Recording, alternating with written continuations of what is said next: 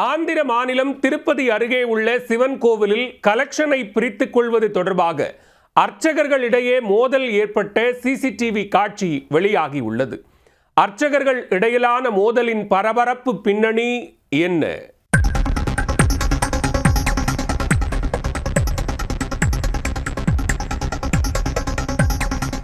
கோவில் கலெக்ஷனை பிரித்துக் கொள்வதில் அர்ச்சகர்களுக்கு இடையே ஏற்பட்ட மோதலின் பகீர் காட்சிகள்தான் இது. சிவன் கோவிலில் அரங்கேறிய சம்பவத்தில் நடந்தது என்ன?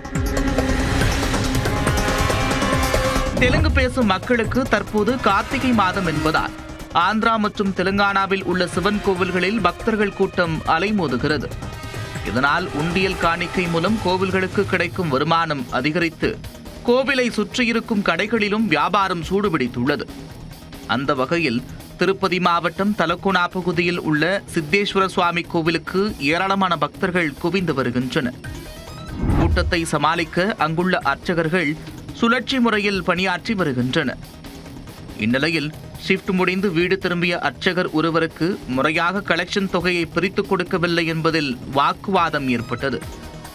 ஒரு கட்டத்தில் இருவரும் கடும் ஆத்திரமடைய ஒருவரை ஒருவர் கீழே தள்ளிவிட்டு தாக்கிக் கொண்டனர்.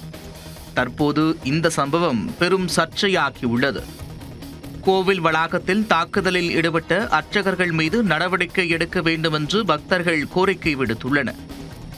இந்த கோவிலில் நீண்ட காலமாக அர்ச்சகர்களுக்கு இடையே கலெக்ஷன் தொகையை பிரித்துக் கொள்வதில் மோதல் போக்கு நீடித்து வருவதாகவும் கூறப்படுகிறது. கோவில் நிர்வாகத்தினர் முறையாக விசாரித்து நடவடிக்கை எடுத்தால் மட்டுமே இது கட்டுக்குள் கொண்டுவர முடியும் என்றும் கோரிக்கை எழுந்துள்ளது. சிவன் கோவிலில் கலெக்ஷனை பிரித்துக் கொள்வது தொடர்பாக அர்ச்சகர்களுக்கு இடையே ஏற்பட்ட மோதல் ஆந்திராவில் சலசலப்பை ஏற்படுத்தியுள்ளது.